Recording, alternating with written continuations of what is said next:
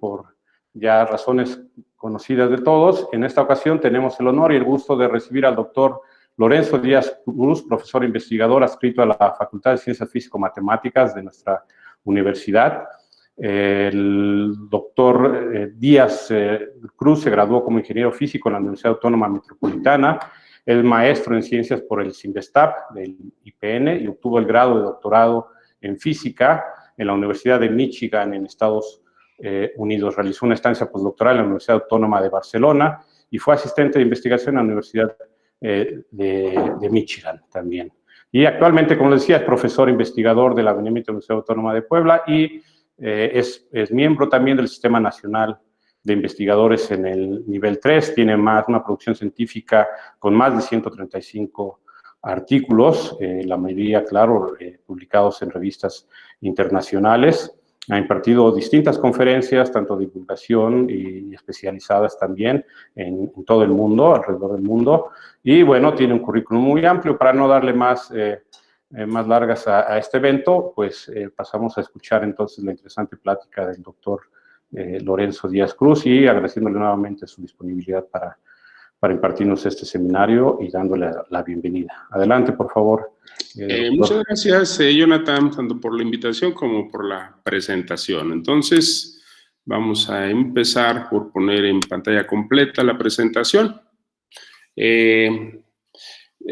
Bueno, el título es La evolución de la teoría cuántica de campos, una teoría joven de casi 100 años de edad, ¿no?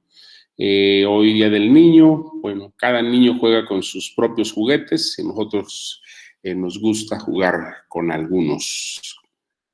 El plan de la plática es el siguiente. Vamos a hablar una introducción y motivación de teoría cuántica de campo, desde QED hasta el modelo estándar. Luego vamos a hablar de spin, spinores y relatividad, para definir una herramienta que se usa en los nuevos métodos, entre ellos el método de helicidad. El lema de los métodos de helicidad es, te voy a dar gluones casi por nada y gravitones gratis. Es una frase de un investigador de Estados Unidos, John Joseph Carrasco, que la cito aquí para dar la idea, ¿no?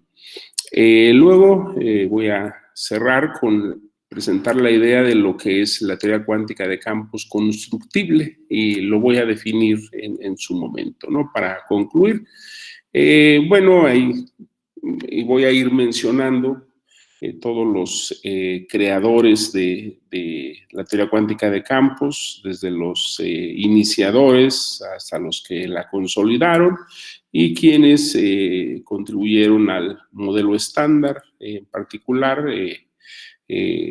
alguien que influyó muchísimo de cómo hacemos las cosas es Martin Bellman, el señor barbón que está acá de este lado, que fue nuestro maestro en la Universidad de Michigan y que este año falleció, un gran científico que con mi plática aquí muy modestamente aprovechamos para recordarlo. Muy bien, entonces entramos en materia. Entonces, en el nacimiento de la mecánica cuántica, como nos dicen los textos, pues comienzan con la radiación del cuerpo negro y la solución que propuso Planck para explicar el espectro. Y pues la idea del quantum, que hay, la energía está cuantizada, pues fue el punto de arranque, ¿no? Luego tenemos que aparece Einstein y el efecto fotoeléctrico, donde utiliza esa idea de Planck para explicar que el quantum se puede transferir a las partículas como una partícula.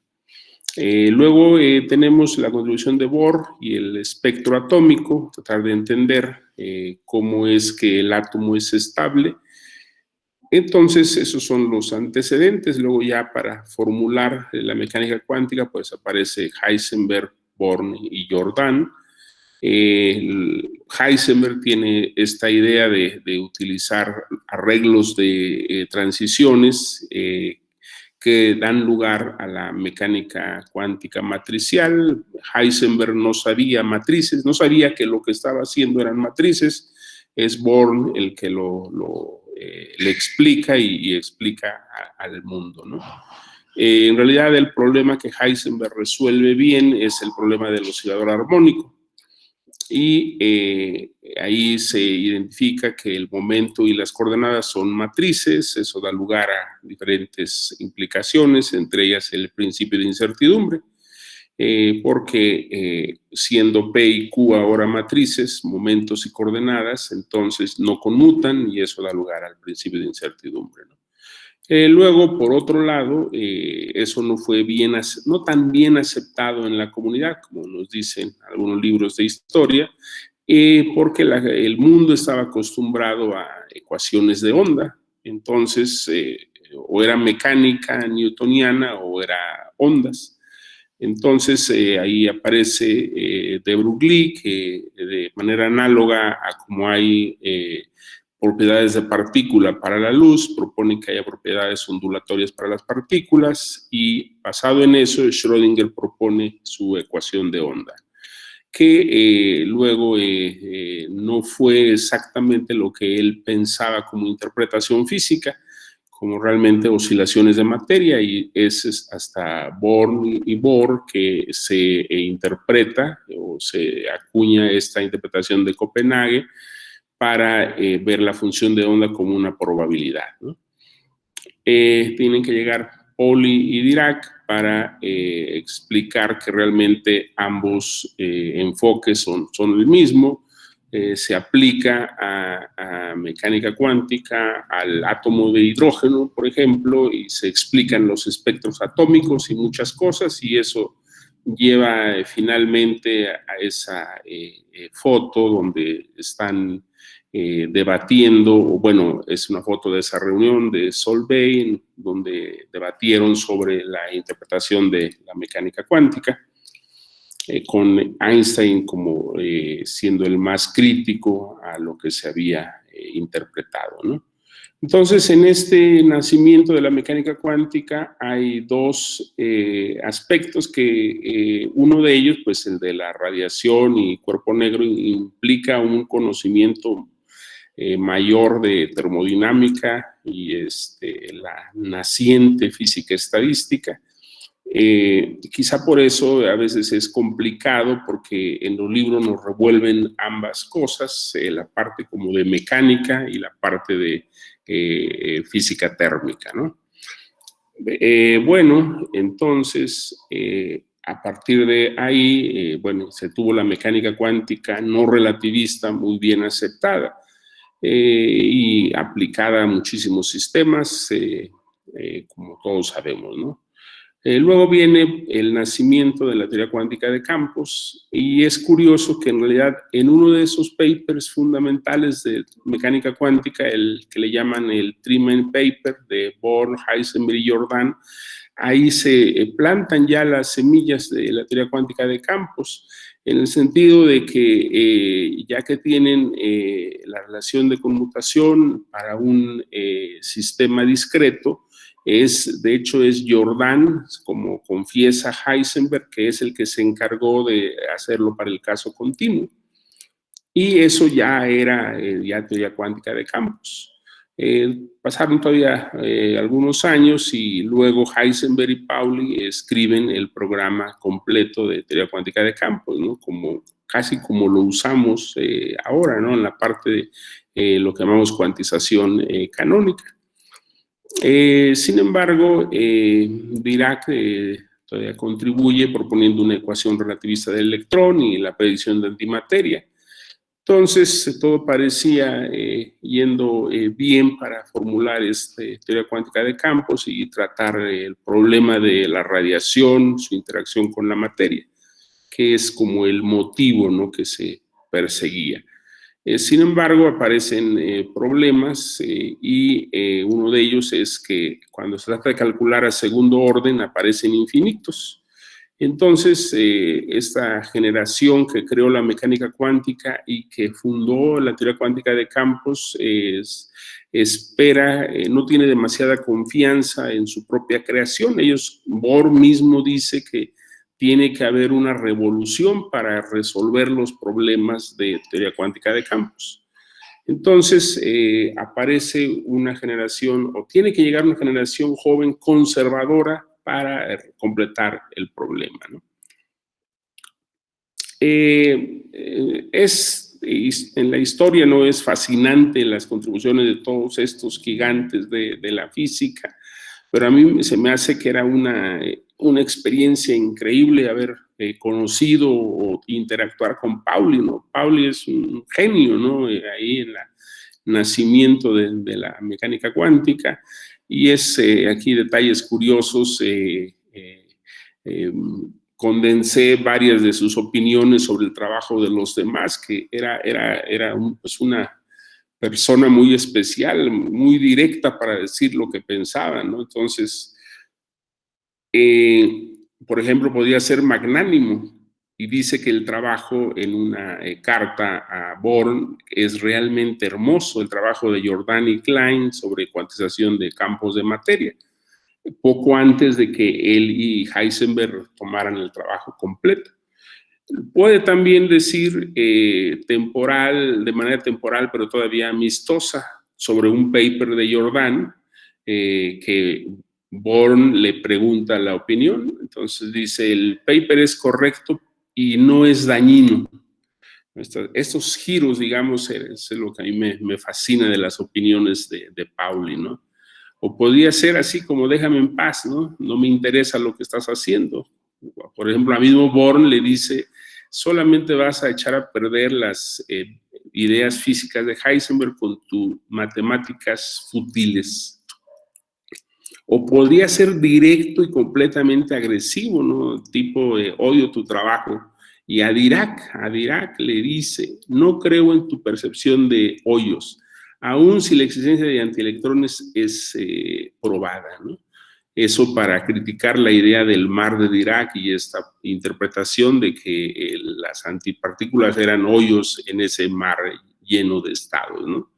O la frase que es muy famosa de él a nivel de Groucho Marx, cuando dice que algo ni siquiera esté equivocado, ¿no?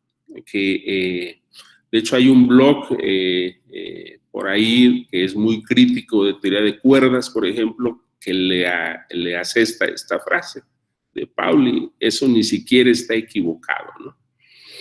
Bueno, es curiosa la historia y la manera como opinaban estos creadores de la física, ¿no? Bueno, regresando al programa de teoría cuántica de campos, el siguiente paso era probar renormalización de la teoría, ¿no? Entonces, ya se tiene una formulación completa, que llamamos la electrodinámica cuántica, que es la teoría de electrones, positrones y fotones.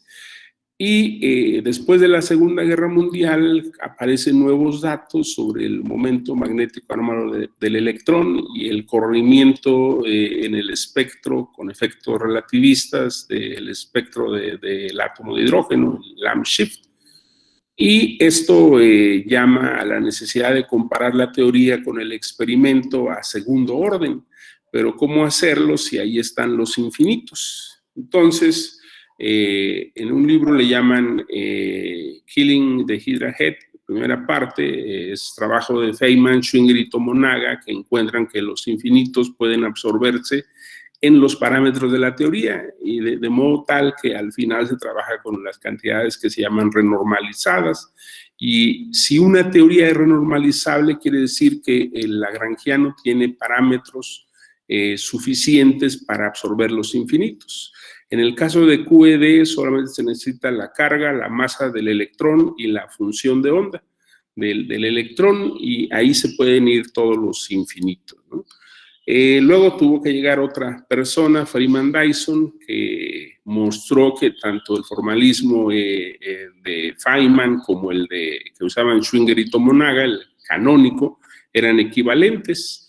Y aquí están las fotos de ellos en una de las conferencias, Feynman explicándoles posiblemente sus diagramas. Aquí está Oppenheimer viendo de lejecitos, era como el líder de la comunidad en Estados Unidos de físicos.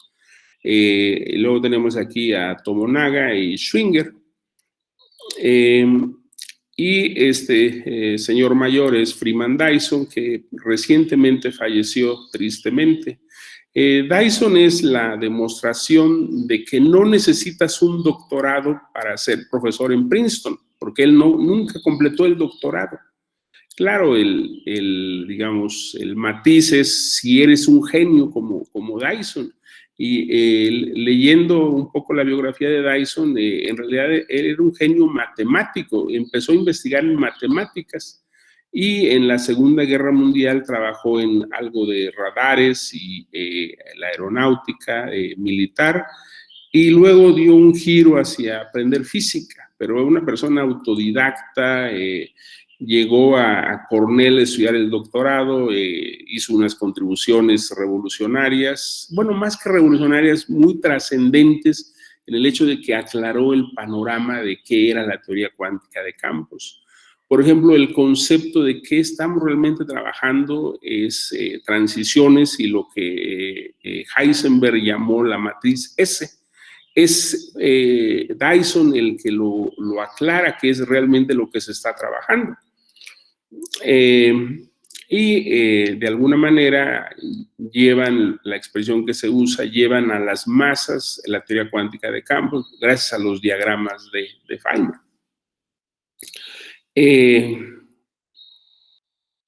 Bueno, ¿y cómo se presenta teoría cuántica de campo en los libros? En algunos libros se hace énfasis en esta idea de cuantización. Entonces, así como en mecánica clásica tenemos coordenadas y momento y que las volvemos mecánica cuántica cuando decimos que se vuelven operadores, ese procedimiento pues, se puede usar en teoría clásica no relativista o en una teoría clásica relativista como la electrodinámica. Y cómo lograr que de esto se definan de manera correcta los coordenadas y momentos generalizados, nos lleva a la teoría cuántica relativista. Curiosamente, también leyendo un poquito en la historia, resulta que en el caso de QED, lo que ahora le llamamos el gauge fixing o completar bien el lagrangiano, quien lo hizo de manera como más didáctica y clara fue Fermi. Fermi es otro caso, ¿no?, de genios de la física, que quizá fue de los últimos en el área aquí de mecánica cuántica y teoría de campos, que dominó tanto teoría como experimento. Bueno, entonces, ¿qué hacemos con teoría cuántica de campos? Pues usamos un lenguaje perturbativo para identificar las partículas, luego usamos esa matriz S para definir una solución perturbativa, usando este formalismo que se llama Lyman, Simancic, Zimmermann, y así los procesos físicos los dibujamos como un diagrama y a cada diagrama le corresponde una amplitud. En un diagrama hay líneas externas, líneas internas y vértices. La matriz S, este concepto tan importante, consiste en que cuando empieza un proceso físico, lo asignamos un estado que luego va a ser libre y que llamamos el in, y luego hay otro estado libre que es el out, y entonces el producto interno in-out es la amplitud de probabilidad, y lo podemos hacer en una sola de esas bases, la in, por ejemplo, gracias a la matriz S, que es como una transformación entre los estados out y los estados in.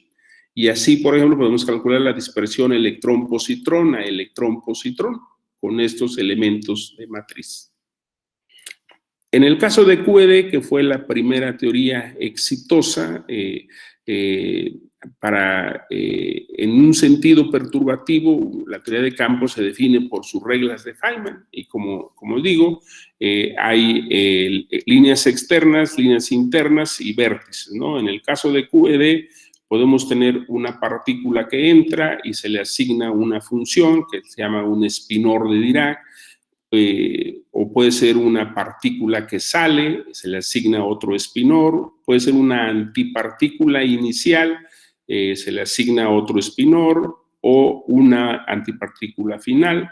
un fotón inicial, se le asigna un vector de polarización, un fotón final, o el conjugado, un propagador de fotón, el menos I G mu entre Q cuadrada, propagador de un fermión, este arreglo I gamma mu Q mu más M, donde gamma mu son las matrices de Dirac.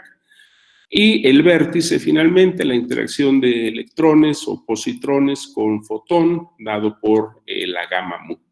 Entonces, por ejemplo, la reacción E más E menos a mu más mu menos la obtenemos simplemente ensamblando estos elementos de las reglas. Entonces, yo tengo inicialmente un electrón y un positrón, solamente pueden interactuar con un fotón, el fotón se propaga y luego se convierte en un muón y un antimuón. Entonces, a esto le corresponde un elemento de matriz. Ese elemento de matriz lo elevamos al cuadrado y sumamos sobre los espines, que es lo que se aprende en el curso típico de partículas, ¿no? Y eso nos lleva a este observable, que es la sección eficaz de dispersión, que es la probabilidad de dispersión, ¿no? Tal que el número de eventos, el número de muones que produzco, pues es el producto de esta sección eficaz por la luminosidad, que es cuántas partículas hago colisionar en un haz. Luego integro y finalmente llego a la sección eficaz de E más E menos a mu más mu menos, que es 4pi alfa cuadrada entre 3s. Y como detalle curioso, en la serie esta de Big Bang Theory, que a algunos les gusta, otros la detestan, hay un capítulo donde hay un concurso de física y el personaje Sheldon, la pregunta final no la puede resolver.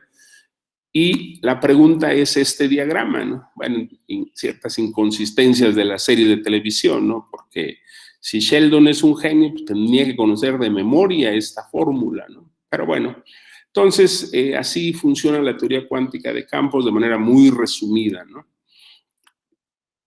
Luego hay que incluir estos diagramas como el anterior, se llaman diagramas a nivel de árbol, donde no hay partículas cerradas, pero pueden ocurrir contribuciones a segundo orden, el que el electrón y positrón chocan, crean el fotón, estos crean un par de partícula-antipartícula que se vuelven a aniquilar y otra vez se propagan y aparecen el muón-antimuón.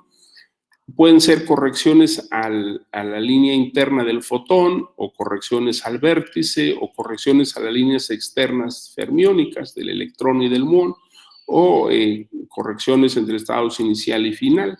Entonces, en este caso, en el que hay un lazo, digamos, es lo que se llama un diagrama de un loop, y estos son los infinitos que se pueden absorber en los parámetros de la teoría para completar este programa de renormalización. Entonces, QED es una teoría renormalizable, y en algunos casos una parte de estos diagramas, como la corrección al vértice, dejan efectos finitos. Uno de ellos es, por ejemplo, el momento magnético anómalo del muón, cómo interactúa con un campo magnético una partícula, y resulta que esta es una de las cantidades mejor medidas en toda la física. Y recientemente, de hecho la semana pasada hubo mucho ruido porque Fermilab hizo un experimento donde miden con mayor precisión y aparentemente hay una discrepancia entre la teoría y el experimento del orden de 4.2 sigmas, que en muchas otras áreas de la ciencia es una certeza de un descubrimiento. Sin embargo, como se hacen aquí grandes afirmaciones, tiene que haber gran evidencia y todavía no se considera un descubrimiento. Entonces, más bien es un problema abierto tratar de explicar, ya sea por detalles del experimento o detalles de cómo se hace el cálculo de la teoría, pero eso le da vitalidad al área, ¿no?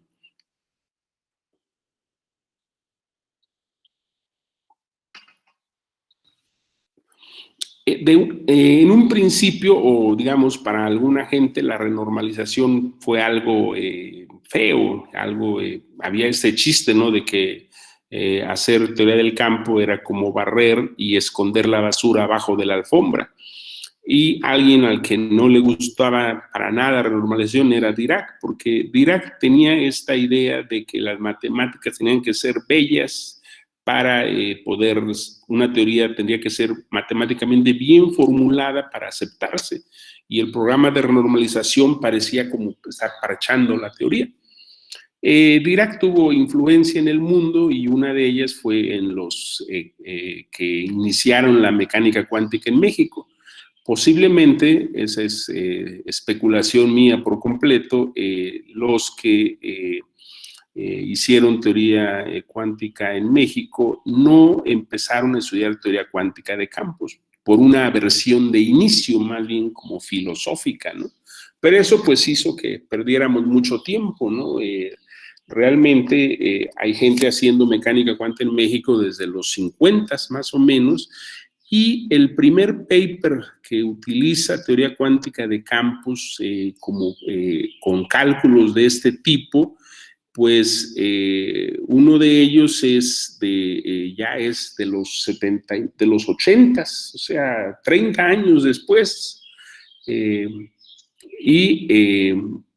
Pero bueno, ahí ya fue tomando en cuenta el modelo estándar completo, ¿no?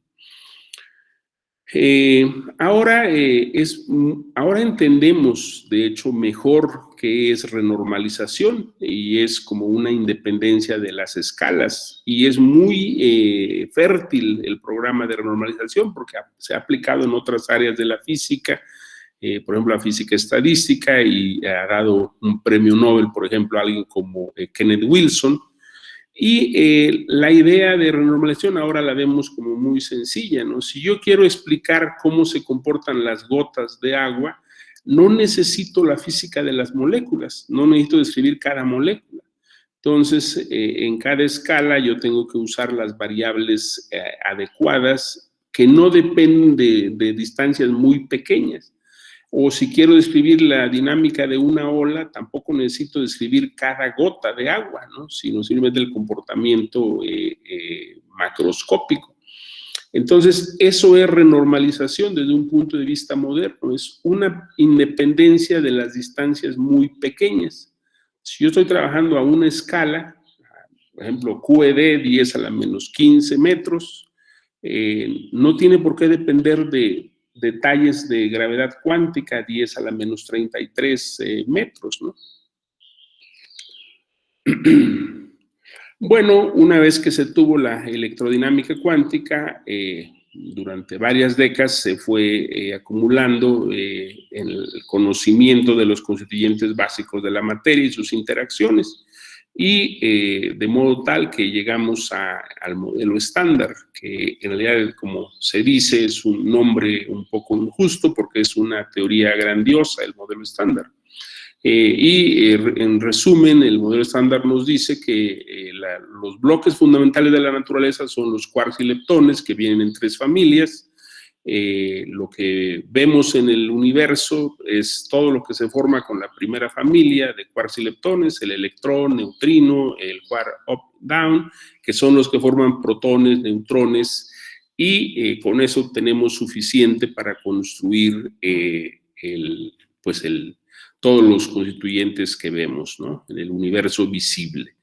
Las fuerzas obedecen un principio de simetría, esto es, si identifico las simetrías de la teoría, automáticamente conozco cuáles van a ser las fuerzas. Bueno, si hay simetrías, las definimos con teoría de grupos, con grupos de Lie, y un grupo de Lie alrededor de la identidad se define por sus generadores, y con cada generador hay un campo de fuerza. Entonces tenemos SU3 de color para la interacción fuerte, SU2 por 1 para la débil y electromagnética.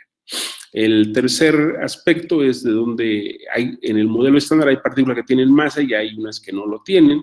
Entonces, ¿de dónde viene la masa? Bueno, se propone que vengan de su interacción con el vacío, y hay un remanente de ese vacío que es el bosón de Higgs, y el cual fue descubierto en el LHC en 2012 con una masa de 115 gigaelectronvolts aproximadamente, ¿no? Entonces, con eso tenemos cerrado completo el modelo estándar con el descubrimiento del bosón de Higgs.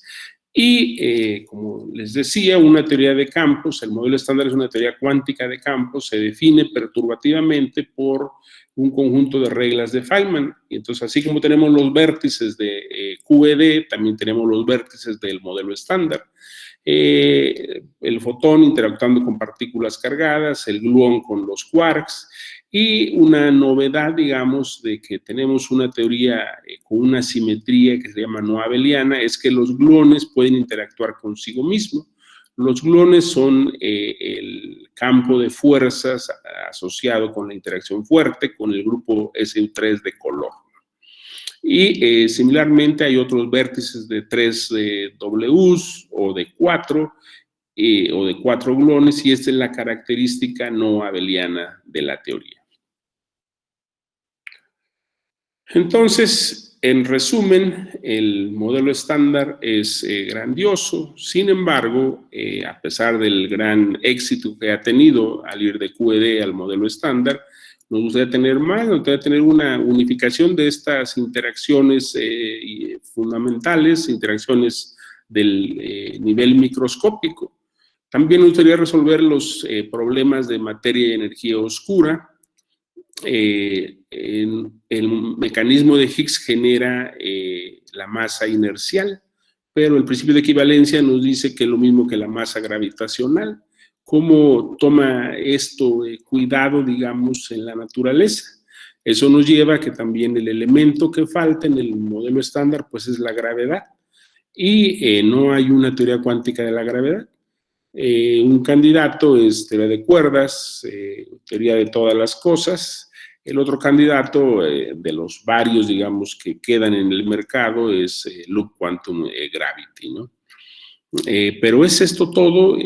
Hay otra manera de formular teoría cuántica de campos. De hecho, hay alguna manera en que el trabajo de teoría cuántica de campos se haga más práctico, más directo. Eso nos lleva a ver cómo trabajamos teoría cuántica de campos de manera como en la frontera, ¿no? Entonces, por ejemplo, podemos ver que los datos que se obtienen en el LHC y la teoría están de acuerdo a un costo de un trabajo heroico de comparar teoría y experimento en el LHC implica hacer cálculos más y más precisos que involucran muchas partículas y eso involucra muchísima computación. Entonces es un entrenamiento tremendo, ¿no?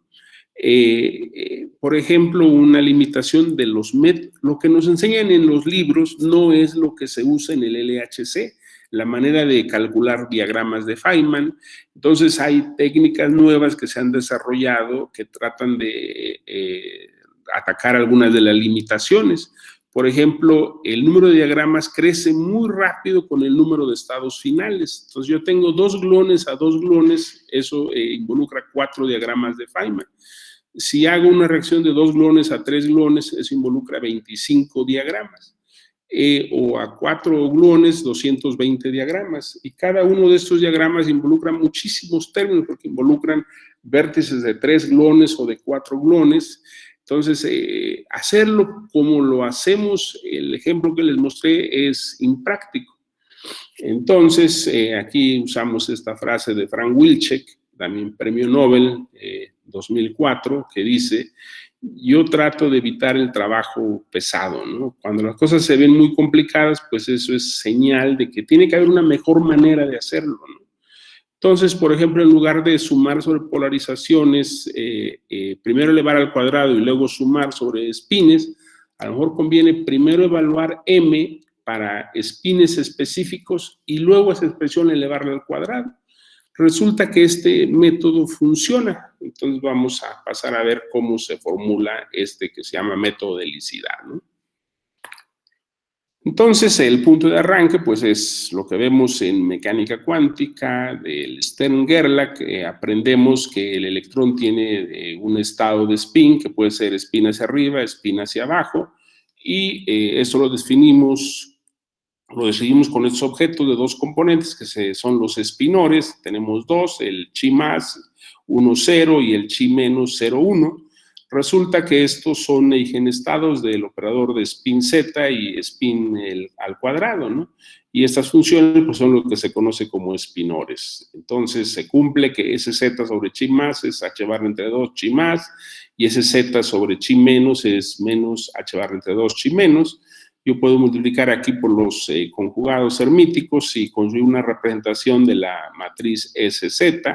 Luego aplico S más menos y encuentro SX y SY. Y entonces, para el caso de una partícula de spin 1 medio, el operador de spin lo puedo poner como h barra entre 2 las matrices de Pauli.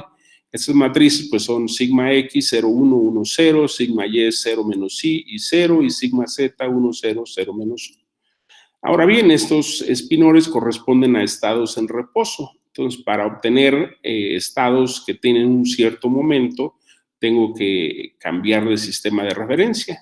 O puedo, para verlas como que se están moviendo, pues lo que hago es aplicar un boost. Entonces, eso me lleva a relatividad especial, que de hecho siempre en los cursos de mecánica cuántica básicos se presenta la propiedad de spin y por ahí se dice, ¿no? Para entender a fondo el spin tenemos que entender relatividad. Es un efecto relativista.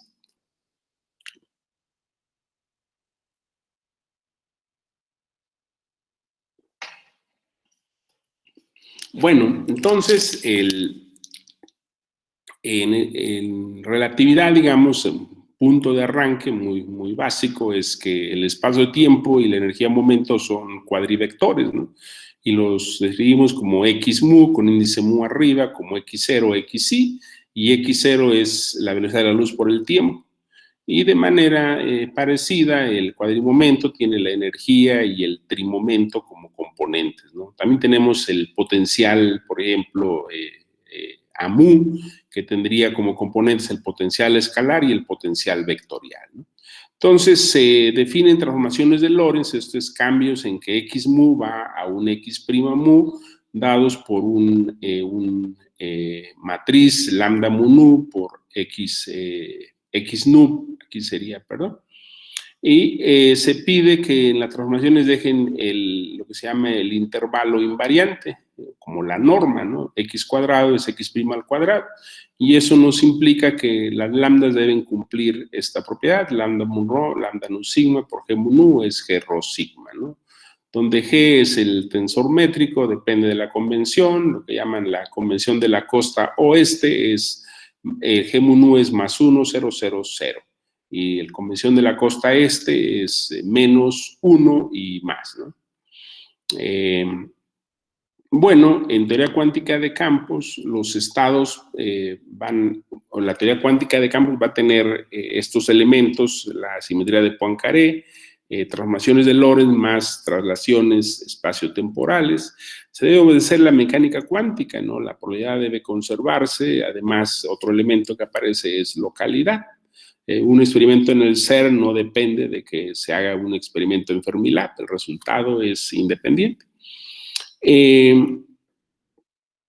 Entonces, en la teoría cuántica de campo, pues van a aparecer estados, operadores, simetrías, y un elemento clave para formularlo es ver cómo transforman los estados bajo una transformación de Lorentz. Esto es, si va a una transformación que es una representación de las transformaciones de Lorentz en estos estados, ¿no? En el caso de transformaciones de Lorentz, incluyen rotaciones y boost, y uno puede, cada una de ellas, ver alrededor de la identidad, cómo se comportan. Entonces uno descubre que hay un álgebra de Lie asociada con el grupo de Lorentz, y esa álgebra de Lie es de la forma SU2 por SU2, donde se le pone una etiqueta de LR o AB, donde A y B es una combinación de los generadores que se encuentran cuando analizamos rotaciones y boost. Los generadores de rotaciones son estos JI y los de boost son estos KI. De modo tal que si al final tengo que la estructura es SU2 por SU2, entonces lo que tengo que saber es cómo son las representaciones de SU2. Entonces ahí uno aprende que la representación fundamental son los espinores de Weyl, que son del tipo 1 medio 0 o 0 1 medio, dependiendo de estos grupos SU2. Entonces, los espinores, pues ahora se le pone un índice alfa, son psi alfa y psi alfa punto, y cada uno de ellos son valores 1, 2, ¿no? En realidad, los espinores pueden definirse directamente con un solo grupo SU2, que SU2 es el conjunto de todas las matrices unitarias de 2×2 que tienen determinante 1, y en teoría de representaciones, pues uno aprende a identificar con los invariantes de Casimir cómo clasificar. Entonces, la característica, pues, es el spin, es lo que identifica las diferentes representaciones, escalares, espinores, vectores, etcétera, etcétera. Tienen spin 0, 1 medio, 1, 3 medios, 2, etcétera, ¿no?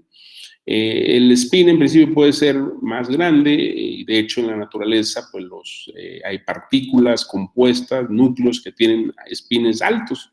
Sin embargo, a nivel de partículas elementales, objetos que no tienen estructura, se puede probar que el máximo spin es 2.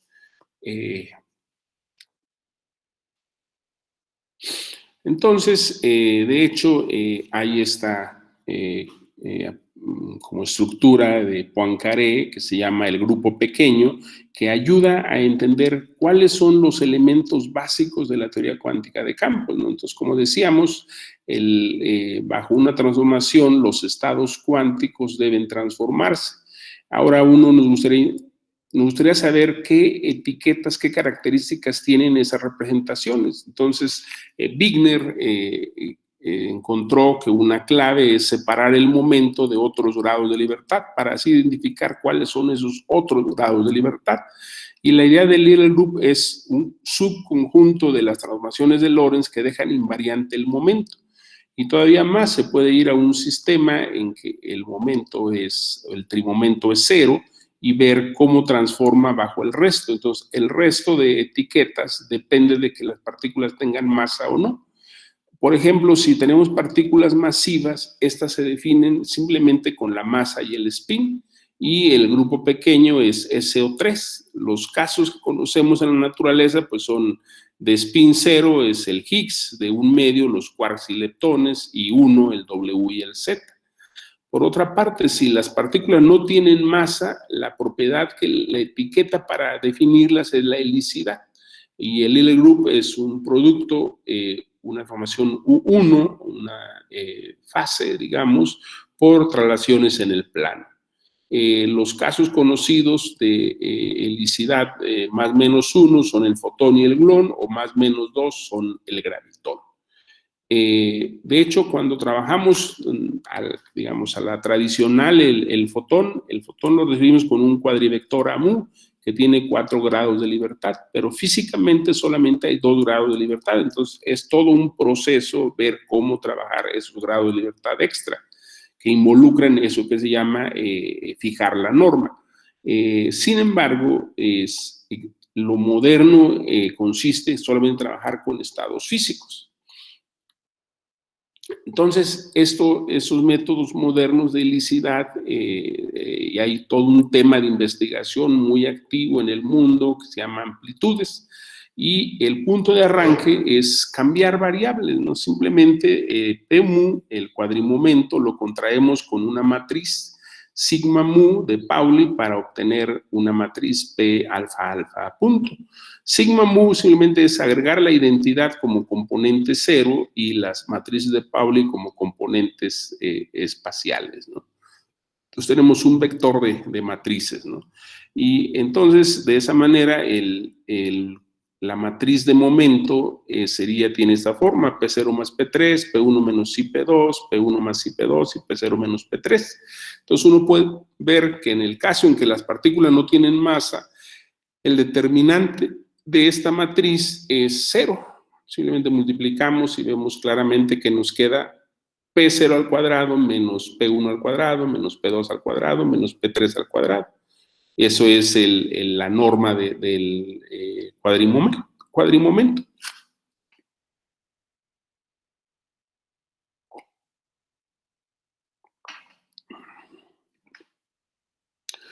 Bueno, eso nos lleva a definir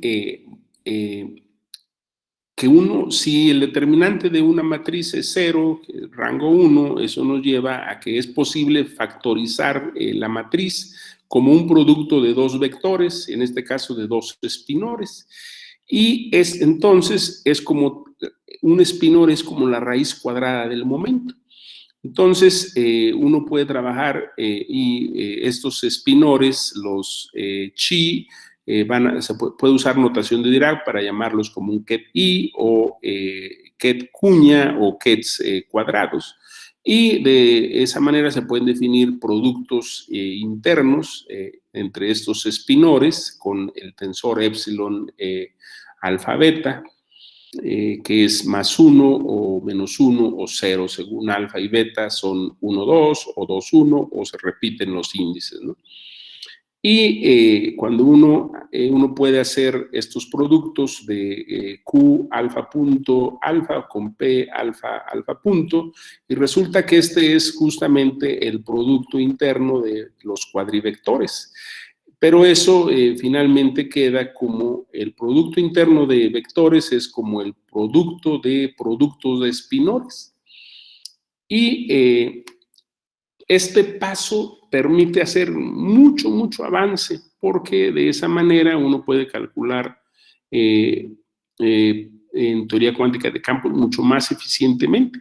Entonces, también se tienen que definir los vectores de polarización que están aquí para el fotón, por ejemplo, que tiene dos polarizaciones, le corresponde una matriz, o para epsilon menos, otra matriz, y se puede probar que estos cumplen todas las propiedades. Y de hecho, los productos que aparecen cuando calculamos amplitudes son los productos internos de esos cuadrivectores, y todos se pueden calcular. De alguna manera se ha logrado una unificación de la cinemática y la dinámica, porque en el diagrama de Feynman que les puse muy al principio, los momentos P son diferentes de los espinores, pero en este formalismo de helicidad todos son espinores, funciones de onda y momentos. De esa manera uno puede calcular, por ejemplo, reacciones como glon-glon a dos gluones que ahora podemos hacer, están en los textos, ¿no? Y hace 20 años eran artículos de investigación. Entonces, lo que se tiene que hacer es, en lugar de calcular arbitrariamente para cualquier helicidad, simplemente se fija uno en algunas helicidades, combinaciones de helicidad. Por ejemplo, 2 menos y 2 más. Y resulta que si es nada más un menos y 3 más, o un más y 3 menos, o todas más o todas menos, esas son 0. Esa es una gran ventaja de que directamente podemos verlo con el método. Y, por ejemplo, este diagrama de Feynman de dos gluones que con el vértice de 3 puntos interactúan con un gluón que se propaga internamente y luego aparecen dos gluones, le corresponde este diagrama y esto se llama el canal S. Y aquí todavía, digamos, usamos una mezcla del formalismo previo y el formalismo moderno de helicidad. Entonces, escribimos un diagrama y vemos todos los productos que aparecen, pero en lugar de evaluarlos utilizando los cuadrivectores o sumar sobre todos, me fijo en estas combinaciones de helicidad y las convierto. Estos productos son productos de espinores y finalmente la fórmula me queda como... para esta reacción de 4 partículas me queda un producto de la línea 1, 2 a la cuarta por el producto 1, 2, 2, 3, 3, 4, 4, 1, esto es cíclico. Entonces hay que fijarnos bien en esta combinación. Y como esa se pueden calcular todas las combinaciones de canal T, de canal U, etcétera, etcétera, para tener la amplitud total con sus factores de color. Y es muy directo evaluar todas las combinaciones posibles, de modo tal que tenemos finalmente la amplitud al cuadrado sumada sobre polarizaciones y colores, y es una expresión pues bastante directa. Esto ahora puede ser una tarea en un curso avanzado de teoría cuántica de campos. Entonces, es una medida del progreso, ¿no?, que se ha tenido en esta área, ¿no? Además, los que empezaron a trabajar en este método probando, digamos, calculando, viendo los resultados, fueron encontrando ciertas regularidades. Entonces, resultados generales, como les decía, una amplitud con n gluones, todos positivos o todos negativos, es 0 a nivel árbol, para cualquier número de líneas externas más grande que 3.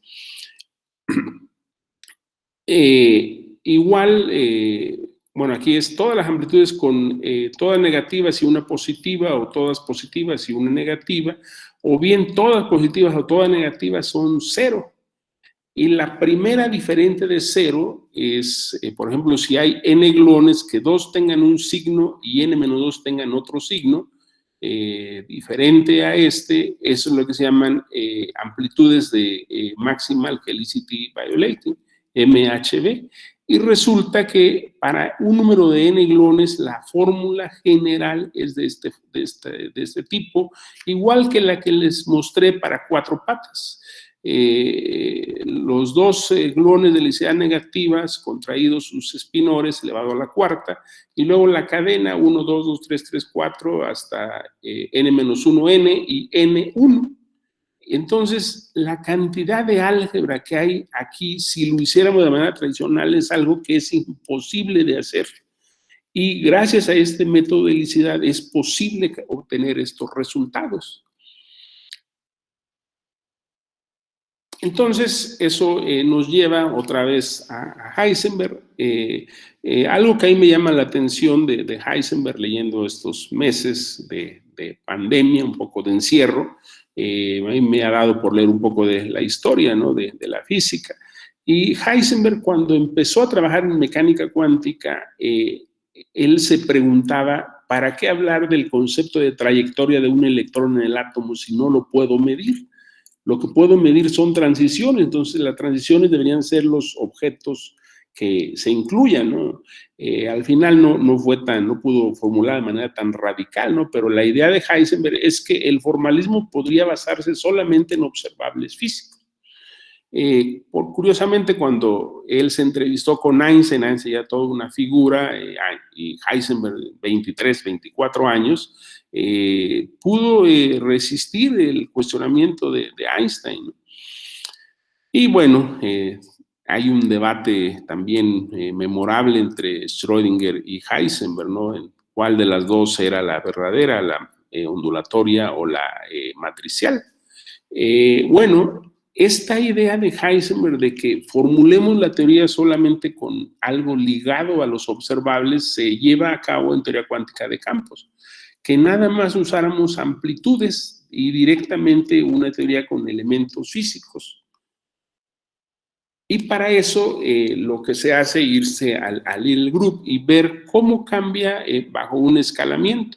Entonces, como el momento es una matriz dada por 2 espinores, una manera en que si yo hago un cambio de escala lambda i a un ti por lambda i, ¿cómo hacer que esto sea invariante? Pues si el espinor tilde cambia con un t a la menos 1, de esa manera en el producto este t y el t a la menos 1 se cancelan.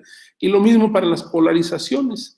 De modo tal que una amplitud general va a tener estos vectores de polarización contraídos con un tensor de Lorentz, y esto va a cambiar de acuerdo a cómo cambian esto que depende de la helicidad. Con este TI, una multiplicatoria de estos TI elevado a la menos 2 HI. Bueno, entonces, por otra parte, utilizando conservación de momento, energía-momento, en una interacción de 3 puntos, uno puede probar, detalles un poquito más laboriosos, uno puede probar que una amplitud solamente puede depender de productos cuña o de productos cuadrados. Esto es, puede depender de espinores lambda o de espinores lambda tilde, nada más, no puede haber mezcla. De esa manera, la amplitud de 3 puntos tiene que tener esta forma con estos exponentes. El 1, 2 elevado a la n3, 2, 3 a la n1 y 3, 1 a la n2. Entonces, simplemente viendo cómo debe transformar bajo el Little Group, resulta que uno puede resolver estos constraints y obtiene los exponentes en términos de las helicidades, de modo tal que la respuesta final de cómo debe ser una amplitud que tiene 3 partículas de helicidades H1, H2, H3, eso es esta fórmula. No utilicé Lagrangiano, no utilicé Yang-Mills, QCD, nada, solamente helicidad y Little Group, y ya resolví el problema. Ahora, hay más técnicas para cómo irme a 4 puntos, 5 puntos, etcétera, pero en principio he encontrado la solución a la teoría casi sin despeinarnos, ¿no? Entonces, por ejemplo, aplicado a partículas vectoriales como gluones, cuando tenemos 3 gluones con helicidades 2 menos y 1 más, esta es la respuesta que viene de esta fórmula. O si son 2 más y 1 menos, son la expresión con paréntesis cuadrados. O 3 menos o 3 más, pues son estos productos. Ahora, un resultado interesante es que si yo aplico esta fórmula a partículas tensoriales como el gravitón, encuentro estas respuestas. Y esta respuesta es como el cuadrado de la amplitud con gluones. O sea, no tengo ni que hacer toda la relatividad general directamente. La interacción de gravitones la puedo obtener directamente de nada más elevar al cuadrado la amplitud de gluones. Entonces, pareciera que relatividad general es Yang-Mills por Yang-Mills. Entonces, como dice este verso de una canción de Prince, I could bow and feel proud in the light of this power, ¿no? O como está en los memes actuales, ¿no? De ahí en redes. Pues es bellísimo este resultado, ¿no? Entonces, pues eso nos lleva a... ahora, para ver el poder de estos métodos, es simplemente irse y ver cómo se obtienen directamente de la acción de Einstein-Hilbert. Y ahí la interpretación, pues, es que la métrica se expande alrededor de Minkowski y las fluctuaciones son el gravitón al cuadrado. Donde R es la contracción de G mu nu con el tensor de Ricci, ¿no? El escalar de curvatura. Y por ejemplo, si en esto yo quiero le escarbo y saco el vértice de 3 gravitones, tengo que sale todo esto y más. Pero los métodos de helicidad nos dieron una respuesta mucho más sencilla. Entonces, quiere decir que tiene que haber una formulación diferente, tanto para teoría cuántica de campos como a perturbative quantum gravity, ¿no? De alguna manera se realiza este programa de Heisenberg en el que, utilizando cosas on-shell, se encuentran soluciones mucho más sencillas, ¿no? Entonces eso nos lleva a listar, digamos, esto que le llamo joyas perturbativas, ¿no? Esa amplitud de maximal helicity violating amplitud de gluones, se llama fórmula de Parke-Taylor, o hay estas relaciones KLT que la amplitud de gravitones es el cuadrado de las amplitudes de Yang-Mills, y esto se derivó, por cierto, primero de teoría de cuerdas. Hay algo que se llama la doble copia, que es simplemente si yo veo algo on-shell, por ejemplo, un vértice de 3 gluones, la expresión es esta, se simplifica de ser un poco grande, y la amplitud de 3 gravitones es el cuadrado de esta amplitud de 3 gluones. Esto es mucho más sencillo que esta fórmula que aquí ni siquiera está terminada, ¿no? Hay una página más de tensores, ¿no? Bueno, hay otras técnicas, cortes unitarios para relacionar diagramas de árbol con diagramas de un loop, la dualidad color cinemática.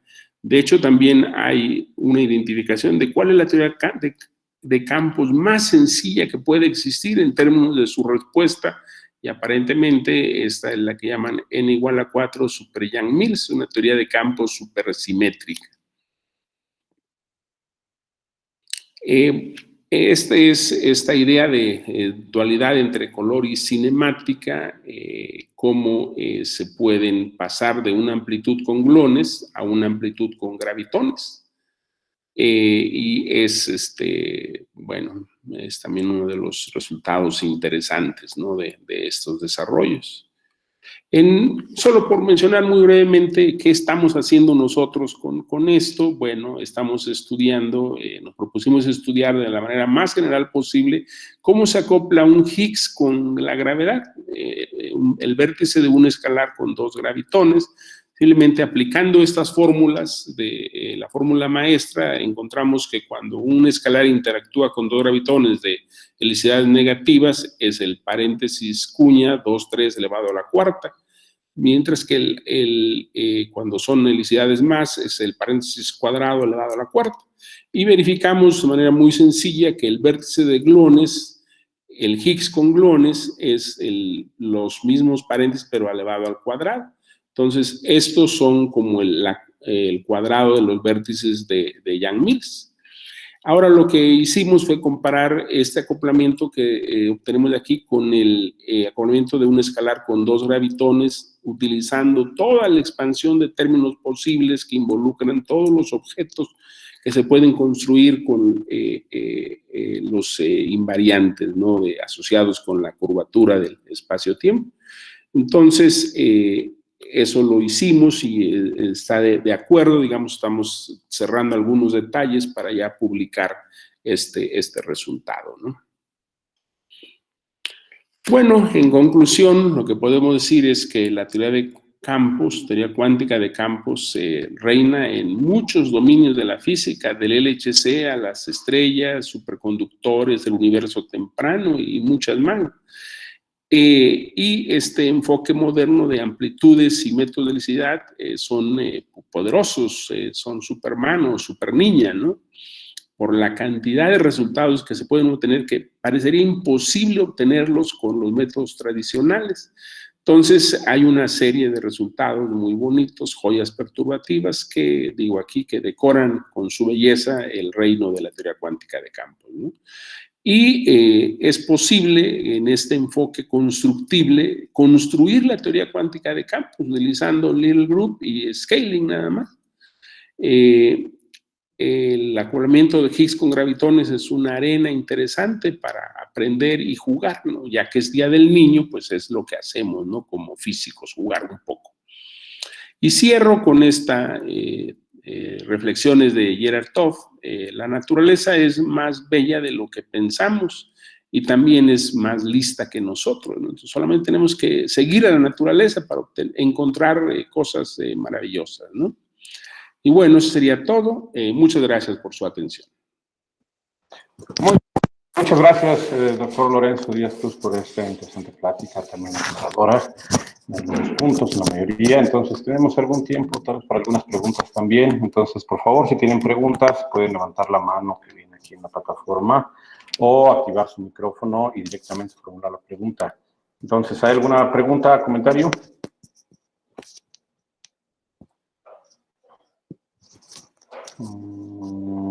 Por lo pronto no hay, pero yo tengo una pregunta, pero es muy general también y yo creo que podría ser en beneficio de los estudiantes, doctor.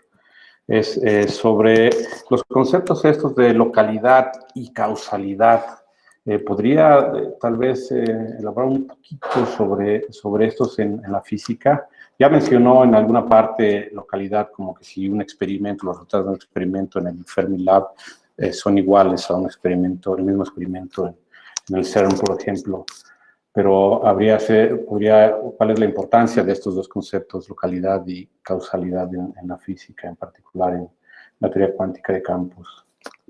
Bueno, sí, digamos, en la manera como se construye, hay una manera muy operativa de definir esas propiedades, ¿no? Por ejemplo, para definir bueno, conceptos como unitariedad, primero es definir que los estados, el producto interno de los estados cuánticos debe preservarse, ¿no? Ante transformaciones de Lorentz o transformaciones de Poincaré. Esto es que la probabilidad que se conserve, eso es lo que nos dice, ¿no? Luego, conceptos como localidad, pues es simplemente, podemos irlo operativo, digamos, a decir que dos operadores deben conmutar si uno de ellos está fuera del cono de luz del otro, ¿no? Entonces, de hecho, eso está en los meros principios, en el sentido de que eso también está relacionado con cómo cuantizamos la teoría, ¿no? Si obedece relaciones de conmutación para bosones y de anticonmutación para fermiones, ¿no?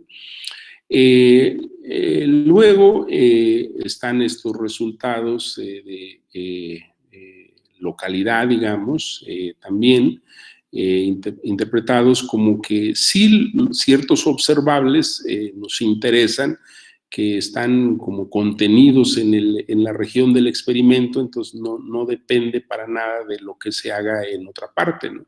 Hay un matiz, digamos, que había que mencionar, sería esta cuestión de entrelazamiento cuántico, ¿no? En el cual ahí sí nos interesan observables que tienen que ver con resultados en diferentes puntos del espacio, ¿no? Pero bueno, eso es a interpretar, ¿no? Hay alguna persona que, algunos físicos, digamos, dicen, bueno, es que en realidad lo que está dando eso es que se está conservando localmente el spin o el momento angular, ¿no? De modo tal que si en un punto del espacio tú observas un spin, no porque se construyeron o nacieron con conservación de momento, es que debe obtenerse esos resultados, ¿no?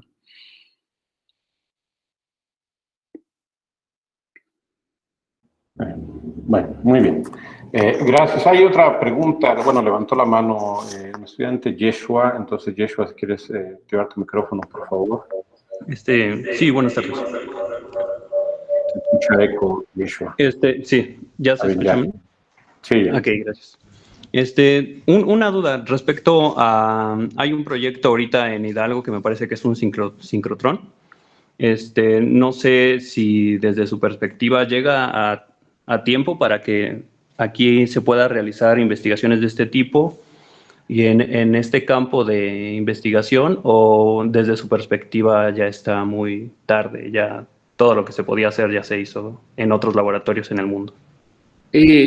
Bueno, la idea de este nuevo experimento, nueva instalación, hasta donde yo entiendo, es aplicar todos estos resultados que se han obtenido a lo largo del siglo XX en un acelerador que va a seguir explorando propiedades por ejemplo, de materiales, y iría más en esa dirección de aplicación que de investigación fundamental.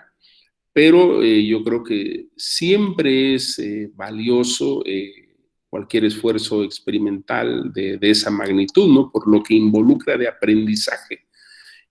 No sabemos, ese es lo bonito de la ciencia, digamos, de que no sabemos cuáles van a ser las implicaciones en el futuro, ¿no?